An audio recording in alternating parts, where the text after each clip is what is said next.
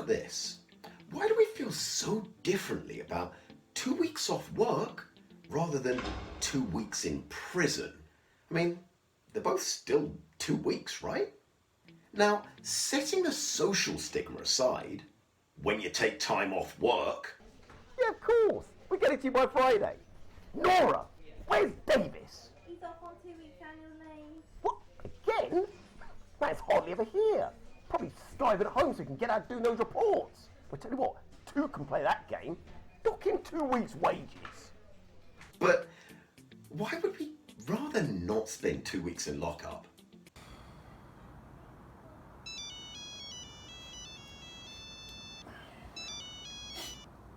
Speed's couriers, always on time, never miss a deadline. Benny, what's your thoughts? Where are you?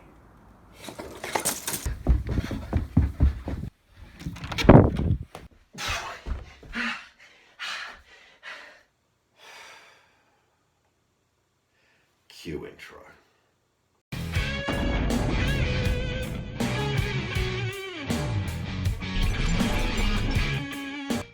It's about time.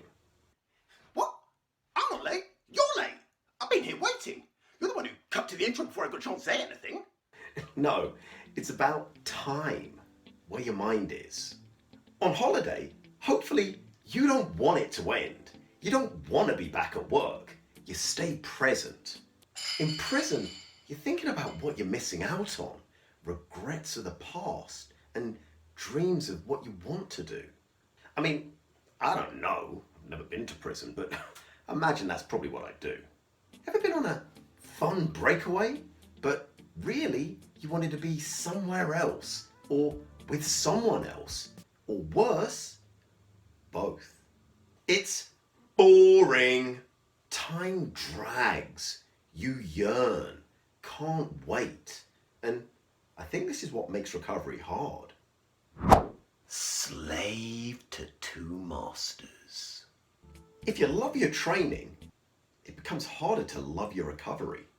If you buy into all the benefits of your training, I'm getting stronger, I'm getting faster, I'm getting fitter, I'm getting better. You think you aren't getting those benefits when you're resting. Almost like the graph is, you improve when you train, you get worse when you rest. Pretty much. Because you feel good when you train, and not so good when you rest. All the time. And when you rest and then come back, sometimes you perform worse. Too many times. But not me. Then you've got the wrong graph. I'm sure you've heard, it's not the session you do, it's how you recover from the session that you do that counts. Never heard of that before in my life. I literally just said it to you, but I'll say it again for dramatic effect. It's not the session you do, it's how you recover from the session that you do that counts. Oh yeah, I heard of that. The session is the stimulus. At some point in the session, you might be faster and stronger, but by the end of the session itself, you're actually going to be weaker and slower. You know this because when you finish, you're running slower, or you wouldn't be able to lift as much as you could when you started. You're reducing in potential. Now let me show you this graph. Here's an adaptation curve. You see, once you've done the training session, now you're going to have to do the real work of recovering. What, you thought recovery was easy? Recovery is hard and boring. Size of stimulus versus depth of hole.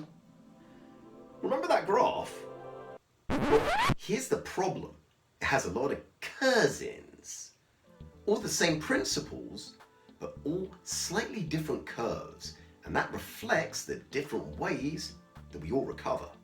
But very few illustrate the size of the stimulus. But what we do know is the greater the stimulus, the deeper the hole. If you get to the point in a session where you wouldn't be able to repeat that top performance again, then you know you're in for a longer recovery.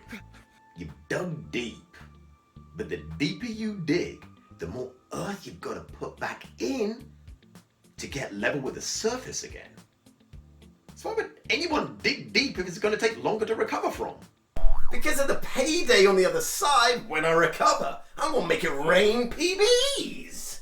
Exactly. And that puts all of us in an athletics gamble. But is it sensible to think of your training like you're some kind of athletics day trader trying to short the crypto market? Small drops, faster rises, lots of little gains. So, small stimulus, faster recovery, don't get bored. Or, as if you're a fitness investor waiting for the big dip to buy low, ride the rise, and hopefully net a bigger return. So big stimulus, long recovery, potentially bigger gains, but it's boring. So is it better to keep a few in the tank? Maybe reps, sets, maybe sessions, just to shorten the wait. Don't encourage laziness. You either leave it all on the field or you don't bother coming to training. Hodges, you're not leaving here tonight until you clear that height. Oh, but coach, that's 10 centimetres over my PB. Well, looks like you're going to have to try 11 centimetres harder then. I'm not saying don't push yourself. I'm just saying consider how much you push yourself, because it all depends on whether you think the height of the drop is proportional to the height of the supercompensation on the other side. Yeah, you lost me. What'd you say? Okay. The whole point of training is to improve, hit a new level. That new level is called the supercompensation level. In training, to improve, you need to not only return to the original level, but exceed it too. Otherwise, what are we doing here? The question is whether the amount you get worse initially is relative to the amount you get better eventually. There's a gradient and extremes. The gradient, small drop, small gain, big drop, big gain. Or the two extremes of heaven and hell. Heaven, small drop, big gain. Or hell, big drop, small gain. You know what's coming.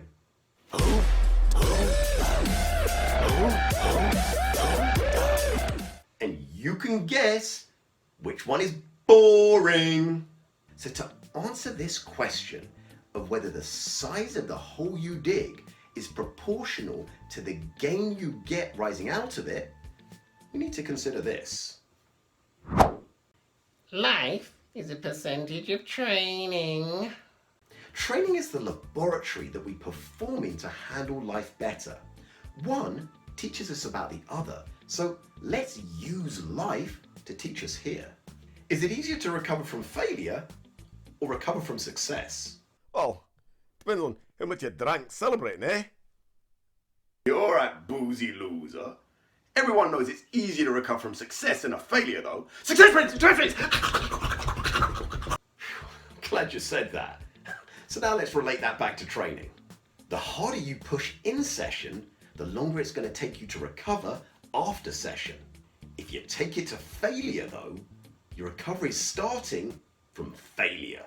And maybe that's fine if the conditions for recovery are optimal. But think of just some of the variables that can hamper your recovery. Food, outside stress, emotional state, sleep. And remember, you've got to climb out of the hole before you even start the ascent. And it takes a lot of energy to climb out of the hole. Even the buttman struggled to get out of the hole. It takes more energy to get out of the hole than it does to climb the mountain. Why? Because you're weaker when you're in the hole. And the deeper the hole, the more your adaptive force it takes to just get you back to ground level before you even start the ascent to the summits of glory. And it's boring to get back to normal level. How to think about recovery. Try thinking of it like this.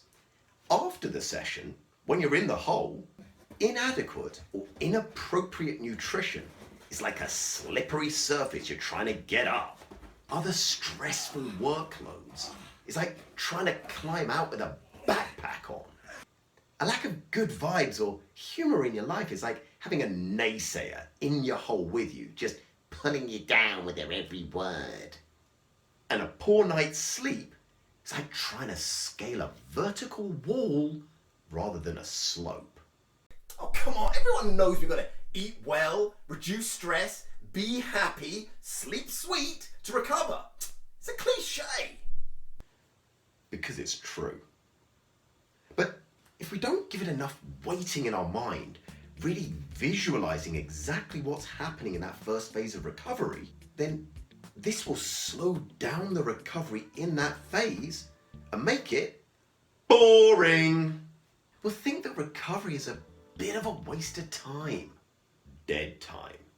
We'll clock watch it, wondering if enough time has gone past to get on with it again, and feeling that as the seconds, minutes, hours, days, weeks, and months go past, and yes, sometimes it does take months to recover, that our precious confidence, momentum, gains, and desires disappear with the ticking of the clock. Plagued by questions. How long is long enough to recover? How much time do I need to take between sessions? Shouldn't I have recovered yet? How long is long enough to recover? Aren't I supposed to feel better by now? How long is long enough to recover? Why don't I feel ready yet to train? How long is long enough to recover? But what do all these questions have in common? Time. Time is a common way to judge if enough recovery has been had. You time your recovery in training. You spread your sessions out over the week with enough time between. You're told a 2-day weekend is enough time to recover from a 5-day week. You believe a 2-week holiday is enough to recharge your battery for a year. But time is not the only way to judge recovery. A more important truth. The time it takes is different for everyone and different for you depending on what's happening in your life. You can enjoy the place you're at if you're not expecting or wanting to be somewhere else. So consider time as something you note once it's passed, something you look back on and calculate, not something you judge your future by. Recovery is not a time passing, it's a state changing. The state changes over time as all things change and nothing remains the same.